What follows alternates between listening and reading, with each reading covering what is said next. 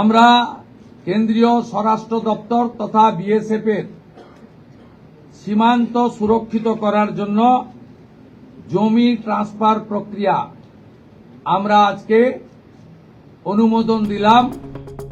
রাজ্যে পালাবদল হয়েছে। সরকার গঠন করেই একাধিক গুরুত্বপূর্ণ সিদ্ধান্ত নিয়েছেন মুখ্যমন্ত্রী শুভেন্দু অধিকারী। রাজ্যে কাঁটাতারহীন এলাকা দিয়ে অনুপ্রবেশ রুখতে জিরো টলারেন্স নীতি নিয়েছেন রাজ্যের প্রশাসনিক প্রধান। এখনো পর্যন্ত রাজ্যের তরফে বিএসএফকে 142.79 একর জমি দেওয়া হয়েছে। ক্ষমতায় এসেই বিএসএফকে জমি দেওয়ার কথা ঘোষণা করেছিলেন মুখ্যমন্ত্রী শুভেন্দু অধিকারী। এখনো পর্যন্ত রাজ্যের তরফে 142.79 একর জমি দেওয়া হয়েছে।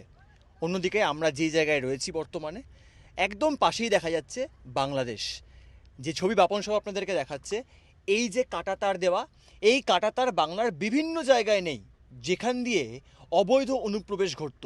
2026 বিধানসভা নির্বাচনের অন্যতম বিষয় নিয়ে বিজেপি তারা মাঠে ময়দানে নামে। তৃণমূল আমলে অবৈধ অনুপ্রবেশ হয়েছে।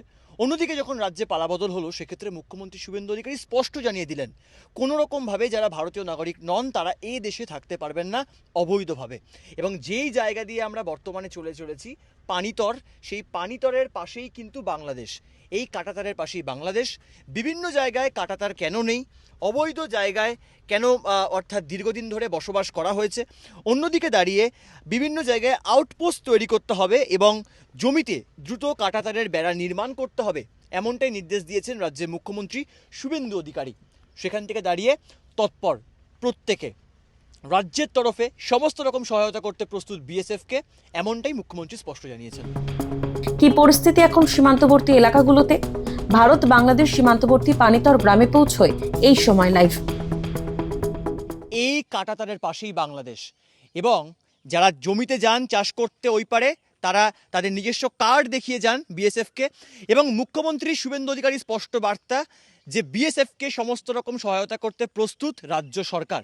এখনো পর্যন্ত 142.79 একর জমি দেওয়া হয়েছে বিএসএফকে। বিএসএফ এর তৎপরতা কতটা?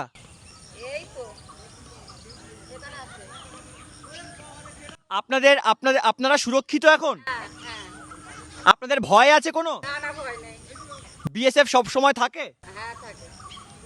আপনারা কিভাবে ওই পারে যান?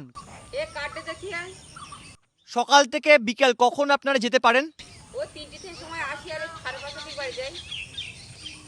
আর কোনো রকম সমস্যা হয় না তো? কোনো অবৈধ অনুপ্রবেশ ঘটে না তো? আমি দেখতে পাচ্ছি যারা ওই পারে যাচ্ছেন, বাপন সহ দেখাচ্ছে ছবিটা, যারা ওই পারে কাজ করতে যান তারা এই মুহূর্তে এই সময় লাইভে একদম এক্সক্লুসিভ কাঁটাতারের এপার ওপার থেকে কার্যত কথা হবে। আপনাদের সমস্ত রকম সুযোগ সুবিধা দেওয়া হয়? সুযোগ সুবিধা দেওয়া হয়। আমাদের এই যে বাইরে জমিগুলো আছে আমাদের চাষবাস করার জন্য সুযোগ সুবিধা বলতে আমাদের ওই অ্যান্টি করে ঢুকতে হয়, অ্যান্টি করে যেতে হয়। এই অর্থাৎ স্বাভাবিকভাবেই কিন্তু বিএসএফ তারা তৎপর রয়েছে। রাজ্য সরকার জমি দিতে প্রস্তুত বিএসএফকে সুরক্ষার স্বার্থে। ক্যামেরা বাপন সহের সঙ্গে সুব্রজিৎ চক্রবর্তী, এই সময় লাইভ, পানিতর।